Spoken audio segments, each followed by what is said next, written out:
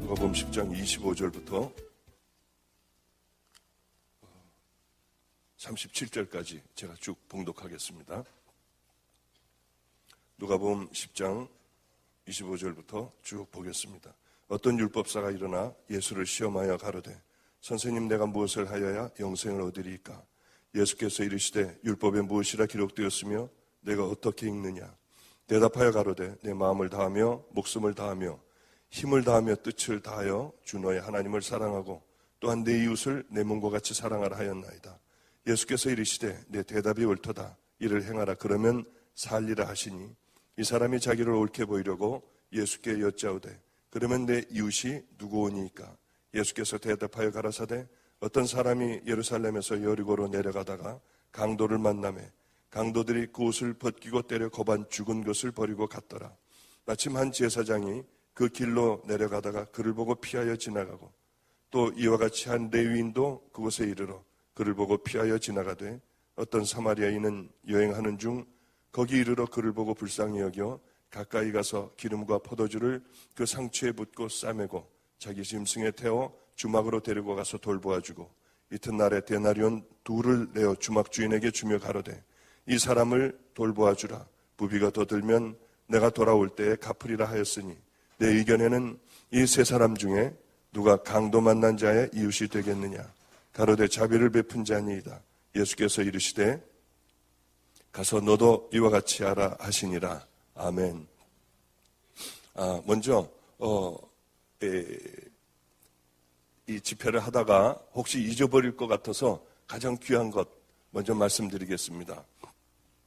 성령님의 음성을 정말 듣는 법이죠. 제가 하나님의 음성을 들은 것은 처음 주님을 만날 때였습니다. 그리고 이제 제가 주의 길을 가겠다고 결단을 하자 모든 음성이 다 끝나버렸습니다. 그리고 13년 동안 엄청난 고생을 아무 소리도 못 듣고 어떤 감동도 못 받고 13년 동안을 얼마나 어려움 가운데 지냈는지요. 그런데 그 어려움 가운데 지내는데 어느 날 이제 좀 아이들도 버려진 아이들도 함께 살면서 학교를 다니게 됐습니다. 저는 지금까지 한 20년 가까이 혼자 살아왔어요. 애들하고 함께 이제 살아왔죠.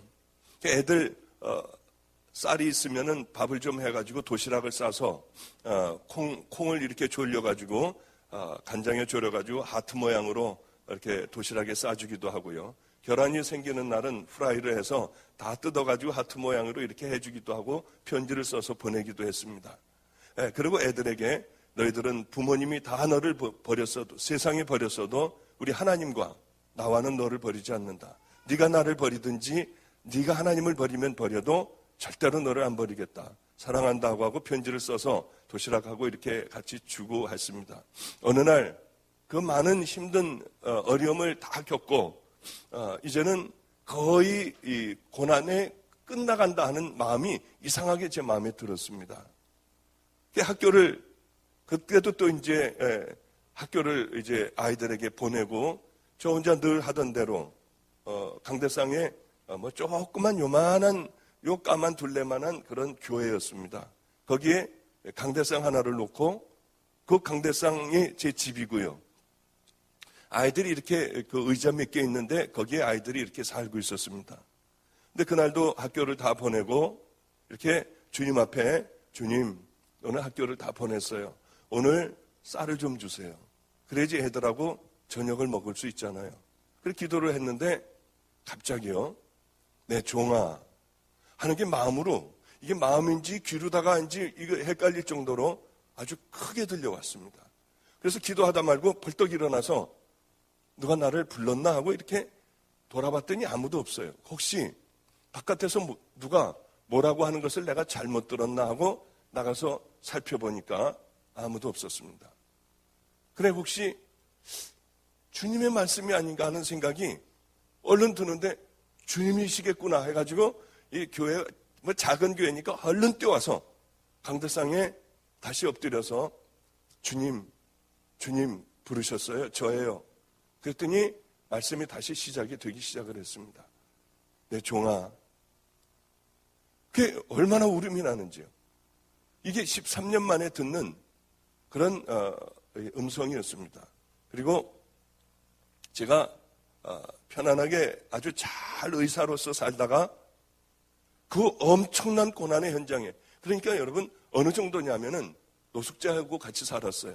노숙자들은 집이 다 허물어지는 폐허 같은 데서 삽니다. 거기 이불 한 장을 깔아놓고 한 7, 8명이 그 안에서 사는 거예요.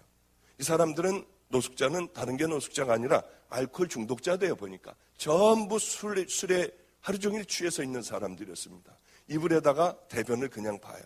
거기서 누가 자고 있으면 거기다 대고 그냥 소변을 막 봐요. 얼마나 냄새가 나는지요. 여름에는 구데기들이 그렇게 슬어요. 그럼 그걸 갖다 털고 또 자는 거예요. 얼마나 악취가 나는지요. 도무지 거기서 잠깐 동안 숨을 쉴 수도 없었어요. 그래도 이제 사람들이 안 하는 것을 제가 해야 됐기 때문에 그 한쪽 구덩이에서, 그 이불에서는 자질 못하고요, 한쪽 구덩이에서 궁뎅이를 땅에 대고 무릎을 세우고 무릎을 이렇게 깍지를 쥐고 이 코너 된 그쪽에서 그냥 이렇게 하고 자는 거예요. 돈이 생겼을 때는, 쌀이 좀 생겼을 때는 쌀을 잃어다가 이렇게 하고 있으면 노숙자들은요, 자기가 세다는 걸 보여주기 위해서는 남을 때립니다. 그리 제가 이제 이렇게 밥을 하고 있으면 술이 취해가지고 발길로 뒤에서 차요. 그럼 나동그라지면 이 사람은 저를 때렸기 때문에 그래도 센 사람이 되는 거예요. 이런 세계였습니다. 이런 곳에서도 꽤 오랫동안 지내고, 또 그 사람들 밥을 해주고 치울 거 다 치워주고요. 그래도 그렇게 때려요. 그리고 이제 집에, 교회에 와가지고 아이들하고 또 지내기도 하고요. 이런 삶을, 참 힘든 삶을 살았습니다. 그런데 주님께서 뭐라고 말씀하시냐면, 내 종아, 내가 다 봤다. 아이고, 얼마나 눈물이 나는지요. 저는 주님이 저 보지도 않는 줄 알았어요. 그냥 죽으면은, 이 땅에서 살다가 죽으면은 우리 주님하고 함께 사는 것, 그것이 모양이다. 이 땅에 나에 대해서는 내가 주인이기 때문에 하나님이 아무것도 해줄 수 없는, 하다못해 라면 하나 주실 수 없는 그런 삶을 내가 살고 있구나. 그런 생각을 늘 하고 살아왔습니다. 그런데 다 봤다고 하시더라고요. 저는 우리 집안 식구에, 우리 누님도 저기 와 계시지만은 얘기를 안 했어요. 제가 고난당하는 얘기를 안 했습니다. 하나님이 주시는 고난인데, 구태여 형제들 또에게 찾아가, 부모에게 찾아가서, 아니, 제 친구들을 찾아가면 얼마든지 도움을 받을 수가 있었습니다. 그러나 지금까지 친구들을 만나지 않았어요. 제가 행방불명자로 분류가 되어 있다고 하는 얘기를 들었어요. 우리 그 회의에서 행방불명자로 이렇게 분류가 됐다고 해서 얼마나 감사했는지. 하나님, 세상에서는 행방불명자가 됐지만 하늘나라에서는 하나님, 그래도 하나님이 알아주시는 자가 되길 원해요. 그리고 그날 그 소식을 들었을 때 제가 그런 기도를 했던 기억이 납니다. 근데 제 동생은 참 잘 살아요. 뭐 그렇게 우리 집안은 다 못 사는 사람이 없고 잘 삽니다. 뭐 타워 팰리스라는 곳에 한 40억 안 되나요? 50억 안 되나요? 그런 곳에서 그 두 부부가 그렇게 살아요. 저에게 돈을 주려고 해도 제가 받지를 않았습니다. 어느 경우에는 자기 친구하고 와가지고 안성이라는 곳인데, 서울에서 안성까지 비 오는 날에 와서 오빠 문 좀 열어달라고 해도요, 저는 사실은 안에 있었어요. 열어주질 않았어요. 왜냐하면 외부의 도움을 받기 싫었기 때문에. 그 친구하고 와서 목사님 문 좀 열어주세요. 그리고 밑에서 그렇게 소리를 질러도 제가 그 소리를 들었지만은 귀를 막고 사도신경을 외우고 있었어요. 정말 나가서 열어주고 싶더라고요. 그래도 뭐 도움을 받기 싫고요, 사람들에게 인정받기 싫어서, 또 내가 구차하게 사는 어려운 모습을 보여주기 싫어서 문을 잠궈버리고 열어주질 않았어요. 어느 날 제 동생이 이 옷을 하나를, 추운 겨울이었습니다. 저는 그 오리털 파카라고 하는 거, 그것을 늘 입고 있었어요. 아마 어떤 때는 그 한 3년 정도를 입고 있었던 모양이에요. 냄새가 나고 추운 겨울에도 그걸 입고 노숙자들하고 함께 살고 하니까 저는 냄새가 많이 났습니다. 제 스스로가 냄새가 나고 옷도 못 갈아입고요. 오랫동안 갈아입지도 못하고 어디 가서 세수할 데도 없었습니다. 겨울이면 왜냐하면 수도가 집 밖에 있기 때문에 밖이 다 얼어버려가지고 세수도 할 수 없었어요. 물론 이도 닦지도 못하고요. 정말 거지같이 그렇게 살았었습니다. 그런데 옷도 제대로 못 갈아입고 냄새나는 그런 옷을 입고 있는데 제 동생이 한 번은 전도를 이렇게 쭉 하고 교회로 들어오니까 앞에 요만한 물건이 하나가 이 쇼핑백에 물건이 하나가 앞에 놓여 있었습니다. 거기에 왜 이렇게 오빠 고생하고 살아? 옛날에는 잘 살았잖아. 그리고 그렇게 하지 마. 내가 이 캐시미어 코트를 하나 샀어. 오빠 옛날에 이런 거 좋아하고 입었잖아. 이거 비싼 거야. 200만 원 가까이 가는 캐시미어 코트야. 그 캐시미어 코트하고 목도리를 하나를 사다가 그 편지와 함께 저희 교회 앞에다가 놔뒀습니다. 도움을 전혀 제가 받질 않으니 옷을 갖다 놓은 거예요. 그래, 늘 그렇게 거지같이 살던 몇 년 동안 세탁 한번 해보지 않은 그런 오리털 그 파카를 벗어버리고 저는 왜냐하면요, 난로도 못 되니까 교회 안에 있을 때도 그걸 입고요. 잘 때도 그 옷을 입고 자고 밖에 나갈 때도 그 옷을 입고 나가는 거예요. 뭐 옷이 없으니까요. 그렇게 늘 한 가지만 입고 늘 다녔습니다. 그런데 이제 제 동생이 그 옷을 사왔기 때문에 이 옷을 더러운 파카를 벗어버리고 긴 롱코트인 캐시미어 코트를 탁 입고 이 캐시미어 머플러를 탁 하니까 정말 귀티가 나더라고요. 얼마나 멋있어 보이는지요. 오래간만에 이렇게 멋있는 것은 제가 처음 봤어요. 너무 좋았어요, 그 옷이요. 예전에는 뭐 그런 거 안 입었겠습니까? 밤낮 그렇게 입고 다녔죠. 그게 너무 좋았는데 그 다음 날이었습니다. 그 다음 날은 제가 어디를 나가지를 않았고 그 다음 날에 매일 나가는 전도를 쥐고 이렇게 우리 교회는 골목으로 들어와서 이 건물 앞에 가도 교회인지 몰라요. 이렇게 위로 쳐다봐야지나 여기가 교회가 있구나. 그러니 사람들이 들어오지를 않습니다. 그래서 이제 그 전도지를 가지고 밖을 나가는데 얼마 그 골목을 벗어나서 큰 길로 나가려고 하는데 어떤 알코올 중독자가 어떤 할아버지 한 분이 땅바닥에 그 추운 겨울이었습니다. 땅바닥에 발을 이렇게 궁뎅이를 대고 양발을 쭉 벌리고요. 그리고는 뭐라고 그렇게 야단을 치는지 땅바닥을 보면서 소리를 지르면서 중얼거리면서 뭐라고 야단을 치고 있었어요. 술이 잔뜩 취해서요. 근데 그분은 아주 얇은 옷을 입고 있으면서도 추워하지를 않았어요. 지나가다가 그것을 이제 딱 두 번 입었을 때였었죠. 나가서 보는데 그 할아버지가 그렇게 술이 취해서 땅바닥에 뭐라고 했어요. 얼마나 추울까 할아버지가. 내가 얼마나 춥게 지냈는데 저 할아버지 얼마나 추울까 하고 그 코트를 벗어가지고 할아버지를 이렇게 단추를 채우고 입혀드리는데 입에 담지 못할 욕을요. 저한테 막 하는 거예요. 냄새가 나고요. 할아버지는 아주 무서운 눈으로요. 쳐다보면서 그렇게 막 욕을 해댔어요. 할아버지 그러지 마세요. 얼마나 추워요. 그리고 이제 제 그 코트를 제 동생이 사준 코트를 입혀주고 또 제가 하고 있던 머플러를 이렇게 할아버지에게 둘러드렸어요. 할아버지도 아니고 할아버지로 막 이렇게 넘어가는 그런 한 50대 후반 나이 정도 중반 나이 정도는 됐을 것 같습니다.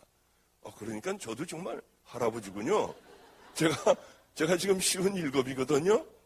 저도 할아버지군요. 하여튼 고생한 제 나이보다 조금 더 먹은 그런 분이 그렇게 욕을 해도 할아버지에게 이렇게 머플러까지 다 둘러드리고 그분을 붙들고 기도를 했어요. 하나님, 우리 할아버지 제가 만난 그 하나님을 좀 만나게 해주셔서 이렇게 고생하고 살지 않게 해주세요.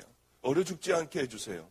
그리고 할아버지에게 기도를 해주고 그러고서는 저는 이제 추우니까 다시 코트를 벗었으니까 추우니까 다시 이제 교회로 뛰어들어가서 그 잠바를 다시 입으려고 여기서 그저 한 저 비상구만큼요. 가다가 궁금해가지고 좀 더 떨어졌나요? 저쯤 됐나? 더 떨어져가지고 할아버지 어떻게 됐나 하고 뒤를 이렇게 돌아봤더니 그 술주용뱅이 할아버지 막 저한테 입에 담지 못할 욕을 하던 그 흉한 할아버지가 아니라 아니 그 할아버지는 맞았습니다. 그 할아버지는 동일한데 저를 이렇게 쳐다보고 있었어요. 얼마나 깜짝 놀랐는지. 가까이서 본 그 할아버지는 술주정뱅이에 아주 고약한 얼굴에 더럽고 추한 냄새 나는 할아버지였어요. 근데 이만큼 지나고 나서 그 할아버지를 보니 저를 가만히 이렇게 하고 쳐다보고 있었어요. 할아버지는 동일한 그 할아버지였는데 어쩌면 그렇게 다른지요. 가슴이 막 두근거려서 집으로 이 교회로 뛰어들어왔습니다. 그분이 하나님이었어요. 예수님이었을까? 아니야, 그럴 리 없어. 그분은 분명히 동일한 이러한 그 술주정뱅이였어. 그런 생각을 제가 하고 그 사건은 그 자리에서 그냥 잊어버리고 말았어요. 그런데 하나님 앞에 그날 기도를 하는데 주님께서 내 종아, 내가 다 봤다. 놀랍게도 하나님 그 장면을 제게 보여주셨어요. 전 다 잊어버렸어요. 그 뭐 대단한 거예요. 추운 분이 있어서 옷을 벗어드린 것밖에 없어요. 그런데 하나님께서는요, 우리 성령님께서는 그것을 잊지 못하는 거예요. 고맙다고 하셨어요. 벌러지 같은 저요. 늘 이 잠깐만 틈만 나면은 나도 모르게 내 마음은 주인도 모르게 벌써 가서 죄 가운데 가 있고 늘 하나님 앞에 정말 말도 못하는 이 죄인인데 이 더러운 죄인을 주님은 고맙다고 하시더라고요. 그리고는 여러 가지 말씀을 제게 이렇게 저렇게 해주셨습니다. 제가 감당하지 못할 말씀이에요. 저는 설교도 못해요. 여러분들이 보시다시피 제가 그렇게 설교 잘합니까? 언어를 하고 저는 제 마음에 있는 것도 상대방에게 표현을 못하는 사람이에요.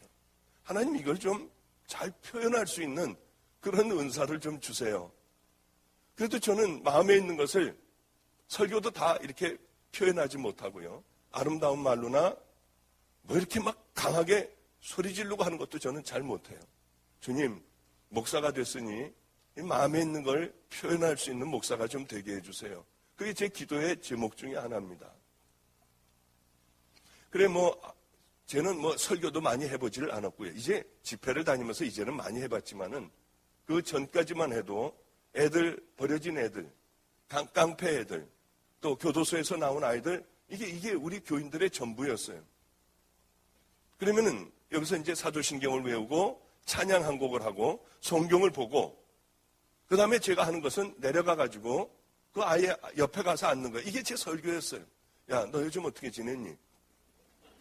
그러면은 정말 열받아서 내가 정말 그냥 뭐 이렇게 해가지고요. 다 때려부시고요. 수포 하나 다 때려부시고 이러고서 그냥 어쩌게 그러면 되니 너. 야, 우리 예비해서 기도하자. 붙들어주는 게 제 설교의 전부였어요. 다음 아이에게 가가지고 너는 어떻게 됐니? 사실이요, 목사님이요. 우리 엄마, 걔네가 수포를 해요. 돈 달라고 하는데 안 줘가지고 자기 아버지를 죽도록 팼대요. 다 깨버렸대요. 그러면 되니? 걔 붙들고 기도하는 게 이게 제 설교였어요. 이게 제 설교의 전부였기 때문에 저는 설교도 할 줄도 모르고 남 앞에서 기도할 줄도 모르는 사람이었고요. 또 저는 사람들이 알아주지도 않는 그런 사람이었어요. 근데 주님은 말도 안 되는 말씀을 하는 거예요. 내 종아, 네가 나를 지켜줬으니 이제 내가 너를 세워주겠다. 근데 그 이상은 제가 제 입으로다가 말을 못해요. 왜냐하면 감당할 수 없는 말씀을 제게 하셨기 때문에 제 자랑 같아서 제가 못하겠어요. 말도 안 되는 말씀을 하셨어요. 저는 말주변도 없고 아는 사람도 아무도 없는데 하나님께서는 그 말씀을 하셔서 정말 다른 건 다 믿겠는데 너를 내가 그렇게 세워준다고 하는 말씀은 도저히 믿을 수가 없었어요. 하나님, 저는 설교도 못하고 사람들 앞에 나가면은 숨이 차고 이 침이 말라서 저는 얘기도 못하는 그런 사람 아니에요. 네가 하는 것이 아니라 이제 내가 하겠다. 그 말씀을 하시고 전 여기까지 오게 된 겁니다.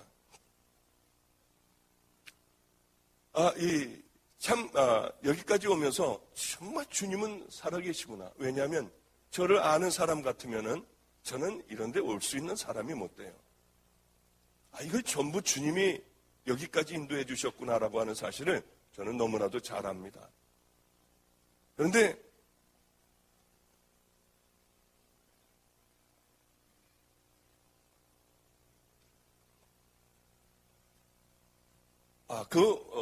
이제 성령님과 주님의 말씀을 이제 들을 수 있게 됐습니다. 들을 수 있으면서 그 어느 정도까지 들을 수 있었냐면 이제 하나님께서 그렇게 말씀을 하시고 난 다음에 우리 교회는 아무리 해도 이 한 명이 들어오는 교회가 아니에요. 누가 들어와서 예배를 못 드려요. 들어와봐야 냄새가 나거든요. 들어왔다 도로 가버려요. 들어와봐야 설교도 못하고 벅벅대고 있거든요. 그러니 그 설교를 누가 듣겠습니까? 설교 잘하는 교회 목사님들이 많은데 그렇게 이렇게 하고 내려가가지고 애들하고 뭐라고 얘기하고 기도해주고 끝나는 그 교회를 누가 오겠어요? 아무리 목회를 해도 우리 교회는 정상적인 사람은 하나도 오지를 않았습니다. 주님이 그 말씀을 하시고 내가 너하고 함께 하겠다. 그 말씀을 하시고 난 그 주일이었어요. 저 뒤에 어떤 사람이 하나가 와서 앉아있어요. 아니 세상에 저 사람 왔으면 내가 설교 준비 좀 잘하고 나올걸. 그런데 그날도 그냥 사람이 있기 때문에 그냥 여기 서가지고 늘 애들에게 하는 얘기를 그냥 했어요. 우리는 하나님의 말씀대로 살아야 한다. 우리는 죄 짓고 살면 안 된다. 죄 졌으면 우리는 회개를 해야 된다. 그 얘기를 그냥 늘 하던 얘기예요. 우리는 하나님의 자녀인데 부끄럽게 살아서 되겠느냐. 그런데요, 애들이 울더라고요, 이상하게. 저 뒤에 왔던 사람이 이렇게 엎드려서 우는 거예요. 밤낮 하던 얘기였거든요. 저는 설교 제목, 설교도 잘 할 줄 모르고 뭘 깊이 연구할 줄도 모르기 때문에 그냥 그렇게 늘 하던 얘기밖에는 못해요. 그런데 저 사람이 울고 이 기도가 끝나고 저 사람에게 가려고 했더니 벌써 가버리고 없어요. 그 다음 주에 누굴 데리고 왔어요. 그리고 대전에서도 누가 오기 시작하고 서울에서도 누가 오기 시작하고 우리 아버님이 아는 그런 사람도 오기 시작을 하면서 교회는요 정말 순식간에 가득 찼어요. 이 작은 교회이기 때문에 순식간에 교회가 꽉 들어차게 됐어요. 얼마나 참 재밌었는지요. 그리고 조금 있다가 큰 교회로 옮겼습니다. 이제 그 얘기는 아마 내일쯤에 되지 않을까 생각을 하는데 큰 교회로 옮겼어요. 예전에 있던 교회보다 훨씬 큰 교회였습니다. 여기는 3년 동안만 열심히 하면 되겠구나 하는 생각을 했어요. 3년 동안만 죽도록 가서 전도하면은 여기가 채워지겠구나. 그런데요, 한 달 반 만에 교회가 가득 차버렸어요. 너무나도 신기했어요. 설교나 제대로 할 줄 알아야죠. 그런데 사람들이 몰려오기 시작하여 그 수많은 세월들을 한 명도 교인 없이 그렇게 지내오다가 주님께서 내 종아, 내가 너하고 함께 하겠다고 한 그날서부터 교회를 옮기기까지는 그렇게 오랜 시간이 걸리질 않았어요.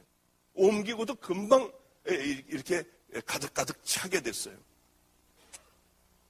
그렇게 가득 차서 어느 날 또 기도를 하는데 성령님이 황당한 말씀을 하시는 거예요.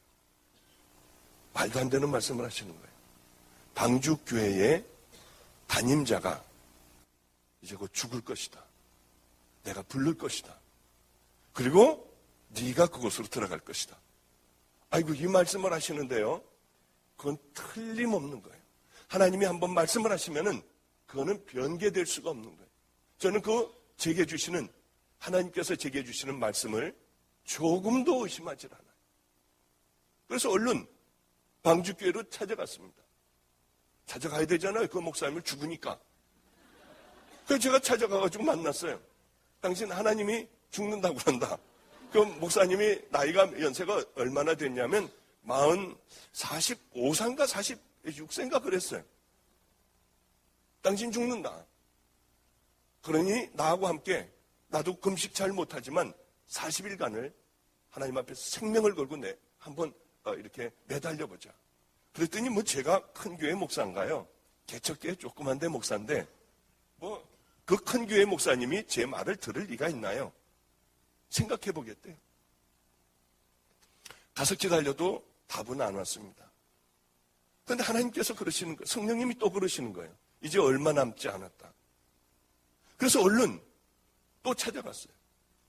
이제 얼마 남지 않으셨는데, 그렇게 얘기해야 될 수밖에 없잖아요. 이제 얼마 남지 않았는데, 목사님이 돌아가시면 내가 여기 들어오게 되는데, 목사님 기도해야 된다. 그러니까 대학병원에 가서요, 머리도 CT를 하고요. 뭐, 있는 데는 다 CT를 하고, 이 내시경하고, 밑에 다 하고, 하여튼, 전부 검사를 했다고 그래요. CT를 할 수 있는 부분은 다 했다고 그래요. 그래서 건강검진을 한 그걸 가지고 왔어요. 전 의사니까 보라는 거죠.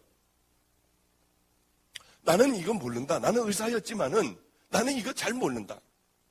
당신이 건강했어도 분명히 하나님이 아니라고 하면 아니다. 그분은 건강진단 가지고 온 것을 봤더니 이분은 간경화인 줄 알았대요.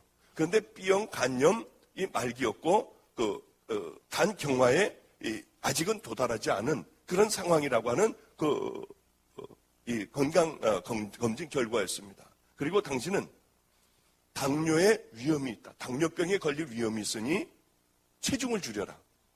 아직 당뇨는 아니고요. 약을 아무것도 쓸 필요는 없고 체중을 줄이라고 하는 이 건강진단서였습니다. 그걸 보니 이 사람이 죽을 리가 없겠더라고요.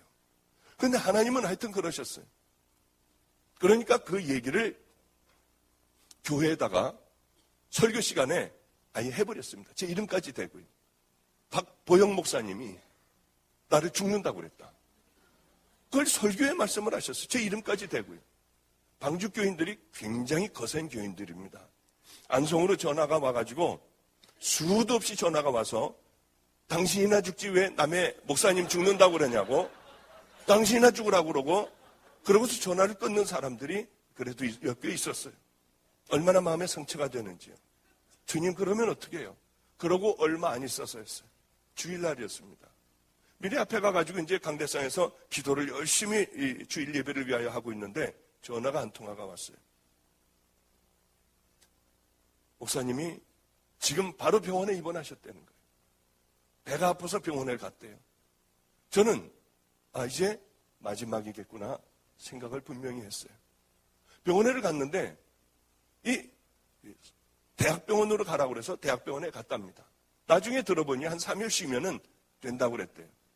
그러나 거기에서 유언도 하지 못하고 거기서 세상을 떠나게 됐어요. 47인가요? 46이에요.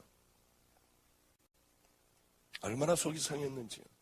왜 그 말을 믿지를 못했을까? 왜 성령님이 하시는 음성을 왜 듣지를 못했을까? 제가 가서 얘기했을 때 왜 별 볼 일 없는 얘기로 들었을까? 얼마나 안타까웠는지요. 제가 이 장례식에 갔었어요. 굉장히 속상하더라고요. 얼마나 속이 상했는지요. 그러고는 시침 딱 대고 돌아왔어요. 이제 주님이 저를 거기 간다고 했으니 분명히 갈 것 아닙니까? 이제 가만히 이제 저도 기도하고 있었더니 방주교회 장로님들이 다 오셨더라고요. 목사님이 가셔야 된대요. 그래서 제가 거기를 왜 가냐고 했어요. 왜냐하면 그 교회는 아주 싸움이 굉장히 심한 교회였어요. 목사님들이 굉장히 힘들어하는 그런 교회였습니다. 우리 아버님은 절대로 그 교회만큼은 가지 말라고 하셨어요. 그런데 주님은 가라고 하시고요.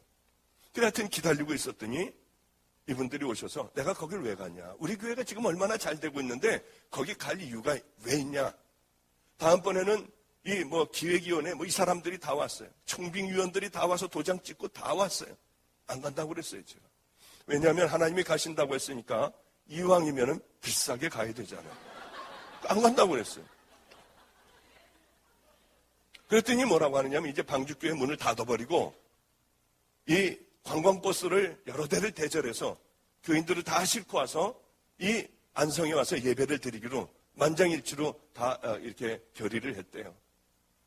그때쯤에서 이제 그러면은 좋다, 내가 가긴 가는데 모든 권한을 다 내게 줘라. 아무 얘기도 하지 말아라. 내가 하는 것에 3년 동안 나를 어떤 방해도 하지 말아라. 모든 권한을 준다고 하면 내가 가겠다. 그러고서 도장을 찍고 아주 비싼 가격에 저는 방주교회로 가게 됐어요. 그 아주 되먹지 않은 교회였어요. 밤낮 예배가 끝나면 머리끄댕이를 끌고 싸우고요. 그러고는 아주 서로 다들 악이 받쳐 싸우는 그런 교회였어요. 그곳에 제가 가게 됐어요. 너무나도 감사한 게, 그런데 저만 보면은 상처를 받은 게요, 저만 보면 다들 도망을 다니는 거예요. 말을 하려고 들지도 않아요. 피하고요. 가다가 저를 보면 쑥 돌아서고요. 얼마나 상처가 되는지요. 그래서 이제 한 자매가 저를 보더니 가다가 말고 쑥 돌아서서 지하실로 가요. 이건 도저히 안 되겠다. 참을 수가 없었어요. 따라 내려갔습니다. 따라 내려갔더니 막다른 골목에서 이렇게 하고 가리고 있었어요. 이렇게 자매님, 왜 저를 피하셨나요? 하고 물어봤어요. 그랬더니 이분이 대답이, 저를 얼굴을 보지 못하면서 목사님하고 잘못 얘기하다가 다 죽는다는 소문이 났답니다. 그래, 다 피하는 거예요, 하여튼요. 그러니 얼마나 목회하기가 좋겠습니까? 이건 제 말이 법이에요. 제 말이 법이에요. 누구도 그 교회에서 반대하거나, 그래, 이제 하나님, 저는요, 이 사람들하고 싸움도 못하고 이 험한 데 왔으니 하나님, 저는 어떻게 해야 돼요? 주님에게, 성령님에게 물어가면서 했어요. 야, 여기 집사, 권사, 장로를 다 없애버려라. 그러면 강대상에 올라가서요, 여기 집사, 권사, 장로님을 다 없애버리겠습니다. 혹시 반대하는 사람, 정말이에요. 정말 그랬어요. 혹시 반대하는 사람 있으면 손을 좀 들어보시라고 그러면 눈이 마주칠까봐 다들 고개를 숙이고 한 명도 반대하는 사람이 없었어요. 그럼 오늘서부터 집사, 권사, 장로를 다 없애버리겠습니다. 근데 장로님이 이렇게 몇 분이 들어오셨어요. 목사님, 집사, 권사는 목사님이 없애버릴 수 있지만은 장로는 우리 이 지방에서 안수를 받고 오기 때문에 목사님이 없어져라 해도 그건 없어지지가 않는 거래요. 그렇기 때문에 우리는 무늬만 장로일 테니까 그냥 있는 걸로, 없는 거나 마찬가지니까 그냥 놔두시고 그냥 하라고 해요. 근데 목사가 없애버릴 수 없다는데 그럼 어떻게, 그래도 없어져라 그럴 수는 없어가지고, 그래 그러면은 그냥 가만히만 있어라. 그러고서 이렇게 지내게 됐어요. 지금까지 제가 방주교회를 지금 5년째 이제 들어섰습니다만은 지금까지 우리 교회는 다들 평신도예요. 아무도 집사, 권사, 장로 이런 거 없어요. 그냥 다 평신도예요. 주보회를 봐도 다 평신도, 누구누구 성도, 누구누구 성도 다 그렇게 돼 있어요. 또 이 회의할 때마다 밤낮 싸움인 거예요, 이 교회가. 그러면은 자, 지금서부터 모든 회의를 다 없애버리겠습니다. 혹시 반대하는 사람 손들라고 하니까 또 머리들을 다 이렇게 해가지고 아무도 없어서 만장일치로 모든 회의를 다 없애버렸어요. 하여튼 그러면서 하나님께서 성령님께서 말씀 주시는 대로 그대로 다 했어요. 바보같이 그냥 그대로 다 했어요. 1년 동안에 하나님께서 함께 해주시는 부분이 없다면 나는 사표를 낼 각오를 했어요. 그렇게 지내고 나다가 보니까 1년이라는 세월이 지났습니다. 거기는 186명 중에, 교인 186명 중에 168명이 집사, 권사, 장로였어요. 일반 평신도는 그저 한 10몇 명, 20명이 안 됐어요. 그리고 2년 동안에 새 신자가 딱 한 명 들어왔는데 6개월 있다가 도저히 못 견디고 아주 제일 끈질긴 사람이었대요. 그 사람이 나가버린 것. 이게 그 교회의 현실이었어요. 그러니 참 기가 막히더라고요. 아무도 안 들어오는 거예요, 거기는. 그 싸움이 있는데 누가 들어오겠습니까? 그래, 가만히 봤더니 이 자리가 굉장히 비었어요. 아주 빈자리들이 너무 많았어요. 1년이 지나자 사람들은 땅바닥에 앉아서 예배를 드릴 지경이 됐어요. 아, 성령님이 함께 해주시는구나. 저는 바빠서 지금도 역시 일주일에 딱 한 번밖에는 교회를 가지 못해요. 집회를 다니다 보니 1년에 딱 한 번밖에는 일주일에 딱 한 번 가요. 주일날. 그리고 11시 예배까지 드리고 저는 그 다음 집회로 또 떠나요. 그러더라도 이 예배가 사람들이 너무 많아서 뭐 1부, 2부, 3부 예배로 나눠도 그래도 또 도로 꽉 차버려요. 저는 아무것도 몰라요. 어떤 그러면 제가 능력이 있느냐, 뭐 어떤 말주변이 있느냐, 설교를 무슨 달란트가 있느냐. 저는 아무것도 없어요. 단 남들하고 조금 다른 면이 있다고 하면은 성령님의 음성을 들을 줄 안 되는 거예요. 그리고 그것을 조금도 의심하지 않는다는 거예요. 기도하다가 뭐 뜬금없이 생각이 나면 이게 주님이 주신 말씀이다. 그리고 결과를 보면 반은 맞고 반은 틀리고 그것이 아니라 분명한 한번 제게 주시는 말씀이면 틀림없어요. 우리 저 매형이 누님과 함께 여기 와 있어요. 어느 날 제가 집회가 있어서 우리 누님네 집에 샌프란시스코에 있을 때 거길 가게 됐어요. 매형하고 누님하고 그 집안 식구가 앉아서 예배를 드리는데 성령님이 말씀을 하시더라고요. 황당한 말씀을 하시는 거예요. 우리 매형 보고 너는 곧 죽을 것이다. 아, 왜 이렇게 그런 얘기만 저에게 자꾸 해주시는지요. 이게 얘기하기가 얼마나 어려운데요, 이게. 이게 말을 해야 되나 말아야 되나 하다가 우리 큰 누님에게 가서 우리 매형이 죽는다고 하는데 이거를 내가 얘기해야 돼 말아야 돼. 야, 그런 얘기 하지 마. 큰일 나. 미국은 그런 얘기 하는 거 아니야. 시험 들어. 그래서 이제 우리 어머님에게 또 말씀을 드렸어요. 이게 한 2년 전인가 3년 전인가 2년 전인가 모르겠습니다. 우리 어머님에게 말씀드렸더니 그런 얘기를 어디서 하느냐요. 그러면은 어떻게 가만히 입 다물고 그냥 가서 그냥 네가 기도만 해주라고 그래요. 그럴 수는 없잖아요.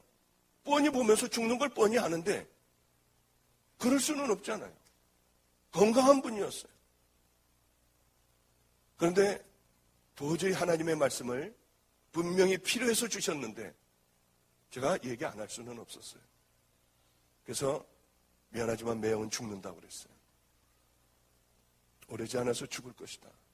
그러니 회개할 것 있으면 회개하고 하나님 앞에 바로 살 것 있으면 바로 살아라. 다행히도 시험에 들지는 않았어요.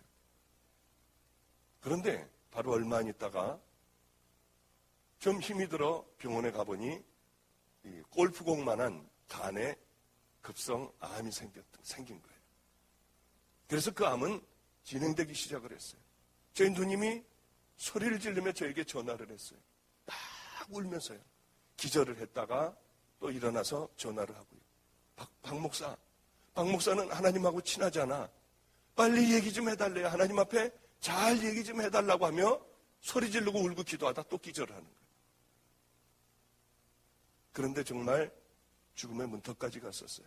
너무나도 하나님 앞에 감사한 것은 그리고 암이 급속히 번져나가기 시작을 했어요. 스탠포드 대학에서 그런데 마지막 정말 회개를 아주 기가 막힌 회개를 했는지 하나님께서는 기가 막힌 우여곡절 끝에 간이 하나가 왔어요. 그게 트랜스플란테이션이죠. 그것을 하려고 하는데 너무 작은 거예요. 이미 암은 다 퍼져 있고요. 이제 끝났구나 했는데 의사도 단연 이제 끝났다. 이제 끝났으니 마지막이다. 각오들을 다 해야 된다. 그랬는데 바로 얼마 지나지 않아 간이 또 하나가 왔어요. 그래서 간 이식을 아주 기가 막히게 하고요. 지금은 이렇게 건강한 모습으로 저 뒤에 앉아서 함께 우리 예배를 드리고 있어요. 우리 매형은 아마 이 교회에 이번 주에 등록을 할 것 같아요. 샌프란시스코에서 있다가 이 뉴욕에 온 지가 얼마 안 됐어요. 아마 간증도 아마 하고 하나님 만난 것도 얘기하고요.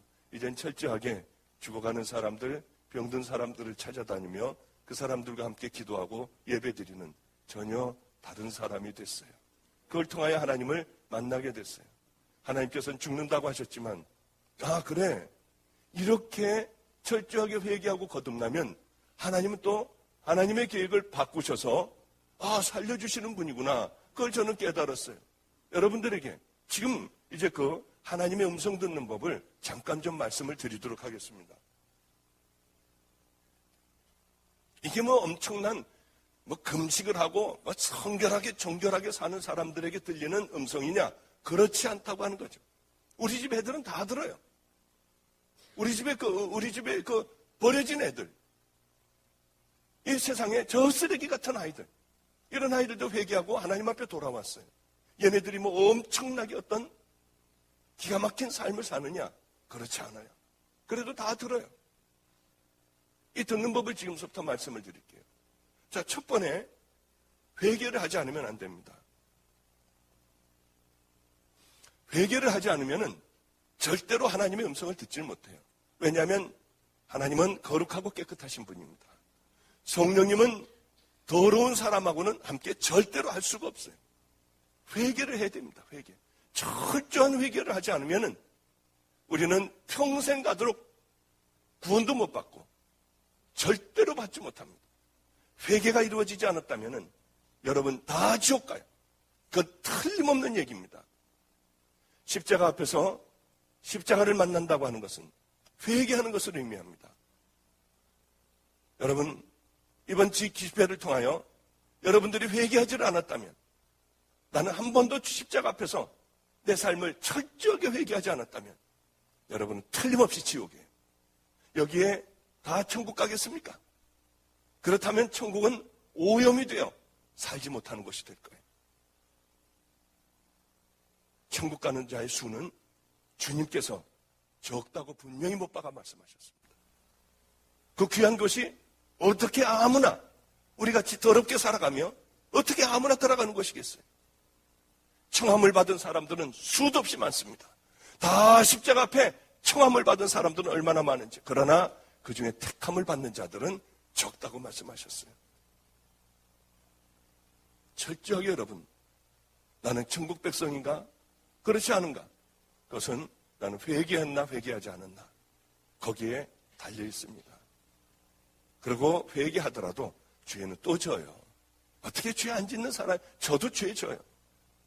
아까 목사님하고 잠깐 말씀을 드렸지만은 제가 집회를 이렇게 하고 가면 사람들이 저를 뭐 대단한 사람인 줄 알아요. 절대 그렇지 않아요. 이 마음에도 음란이 있어요. 이 마음에도 욕심이 없겠어요. 이 마음에도 왜 거짓이 없겠어요. 모든 것 여러분들이 가지고 있는 것 다 가지고 있어요. 왜 넘어지지 않겠어요? 왜 쓰러지지 않겠어요? 그렇지 않고 나는 똑바로 가는 나는 주의 종이다 하면 그 사람은 거짓말쟁이에요. 인간인데 어떻게 그럴 수가 있겠어요? 예수님 외에는 그렇게 똑바로 산 사람이 없어요.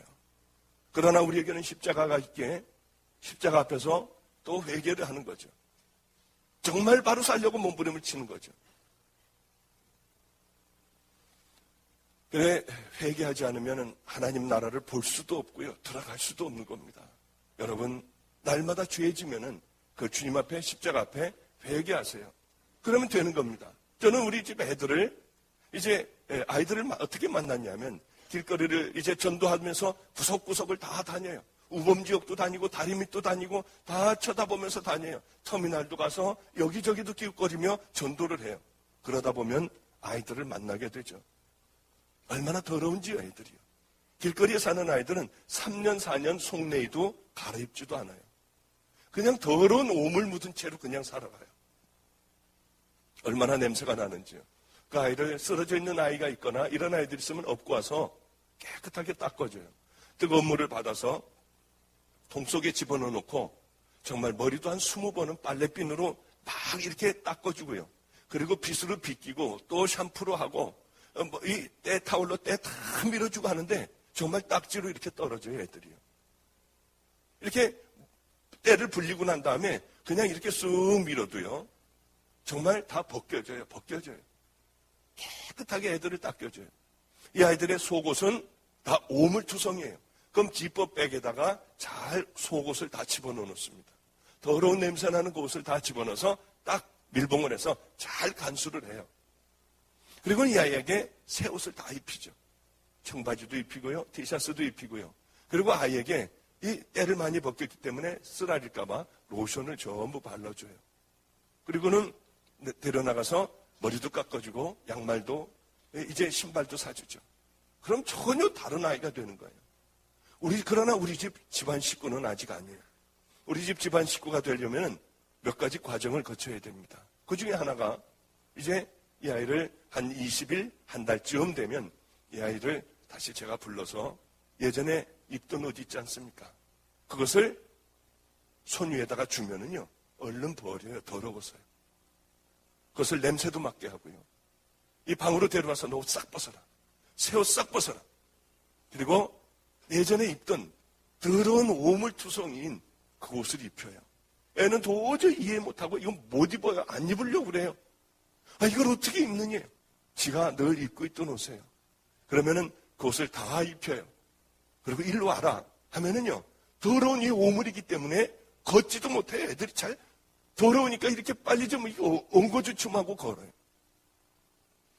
그럼 제가 평생에 기억에 남을 얘기들을 해주죠. 야, 너는 이거 늘 입고 있던 옷이야. 하나도 더럽다고 생각하지 않던 그런 네 입고 있던 옷이야. 그러나 네가 깨끗하게 닦고 새 옷을 입고 보니 그러다 더러운 옷을 다시 입으니 어떠니 못 견디겠대요. 빨리 좀 벗고 싶대요. 그래 너는 네가 이제 주님 안에서 새로운 하나님의 자녀가 되었으니 다시 옛날의 더러운 것으로 돌아가 이 더러운 것을 입고 더러운 것을 먹고 더러운 길거리에서 살아가면은 너는 하나님을 떠난 그런 삶은 너는 다시 더러운 것으로 돌아가는 것이다. 이제 깨끗해졌으니 죽는 그날까지 깨끗해져야지. 그럼 애들이 고개를 끄덕거려요. 옷을 갈아입히면은 얼른 들어가서 먼저 다시 씻어요. 그리고는 새 옷을 입어요. 마찬가지죠. 우리는 왜 그렇지 않겠어요? 하나님의 자녀가 됐습니다. 깨끗하게 회개하고 하나님의 자녀가 됐어요. 어떻게 옛날에 더러운 가치관으로 어떻게 우리가 살아가겠어요? 하나님의 자녀가 되었는데 제가 어떻게 하나님을 만나고 주님이 나를 여기까지 이끌어 주셨는데 옛날에 더러운 삶을 다시가 술 먹고 담배 피고 온갖 더러운 짓을 제가 다 하겠어요? 저는 차라리 죽음을 택해요. 절대로 그곳에 다시는 안 가요. 정말 주님이 아시지만은 저는 이 자리에서 죽는 것이 낫지 더러운 곳은 절대 가지 않아요. 왜? 저는 하나님의 자녀거든요. 하나님의 종이거든요. 이제는 변할 수 없는, 누가 때려도 총을 가지고 쏜다 해도 너 믿을래 안 믿을래? 믿은다 하면 쏜다 해도 저는 변화될 수 없는 하나님의 자녀가 되었거든요. 이 땅엔 참 짧아요. 이 짧은 세상에 이제 내가 어떻게 살아가야 할 것인가? 다 죽어요. 심판대 앞에 다 서게 됩니다. 그런데 이 땅에 우리가 어떻게 사느냐? 이 땅은 저는 가만히 생각을 해보면 리허설하는 곳이다. 그렇게 생각을 해요. 이제 본 무대가 시작되기 전에 열심히 연습을 하는 거예요. 얼마나 리허설을 잘했느냐에 따라, 연습을 잘했느냐에 따라 본 무대는 어떻게 성공하느냐 실패하느냐 이게 달려있는 것 아니겠습니까? 우리는 동일하게 이 땅의 우리들의 삶이 리허설을 하는 삶이다. 그런 생각을 저는 해요. 열심히 주님의 뜻대로 살아가는 거예요. 주님이 뭘 원하시는가?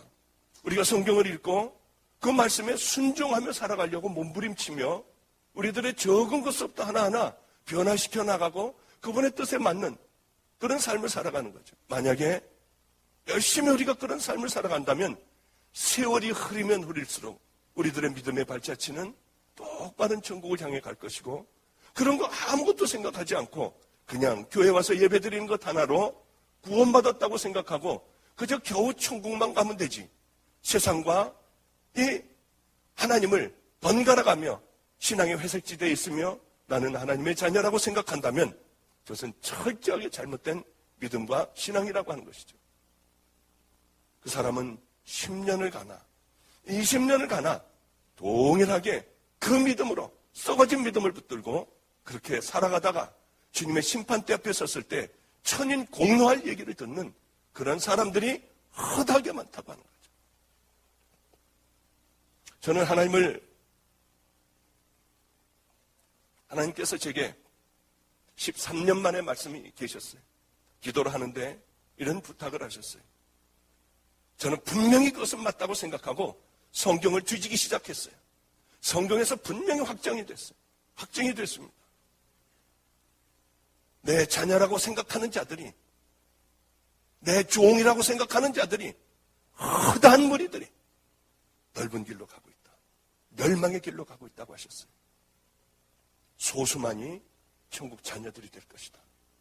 얼른 너무나도 놀랐어요. 충격이었어요. 하나님의 말씀은 제게 단 한 번도 어그러진 적이 없어요. 그래 얼른 성경을 찾아보기 시작을 했습니다. 정말 천국 들어가기는 어려웠어요. 십자가를 만난 하나님의 자녀들만이 들어가는 곳이었어요. 스스로들 여러분 생각해 보세요. 난 정말 만났나? 이것은 엄청나게 중요한 것이에요. 사람들은 이 미래를 위하여 보험도 들어요. 자녀들에게 돈을 남겨주려고 열심히 바둥바둥 모아요. 좀 잘 살아보려고요. 집이라도 한 칸 마련해 보려고 목숨을 걸고들 일들을 해요.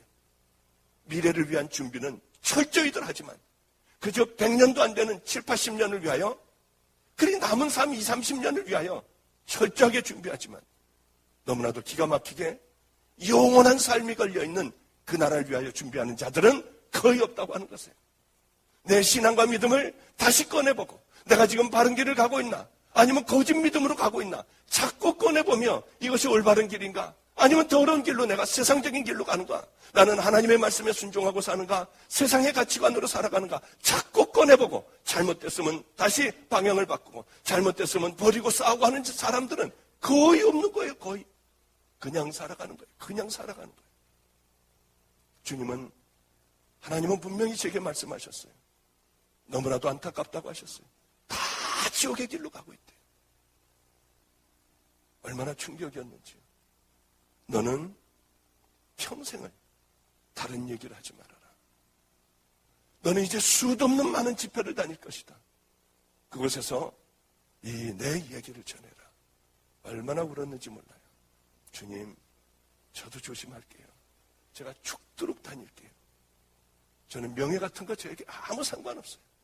누가 뭐라고 해도 저하고는 관계없어요. 설교를 잘했느니 못했느니 여기서 그런 것을 지킬 사람이 어딨느니 뭐 저런 설교를 하느니 아우 저 사람은 대단한 사람이니 그거하고 저하고 아무 상관없어요. 정말 주님이 아세요. 왜 이렇게 돌아다니냐고요? 저 같은 사람이 없을 거예요. 주일날 한 번밖에는 교회를 못 가요. 그 교회도 방주교회도 그랬습니다. 제가 담임자로 있어요.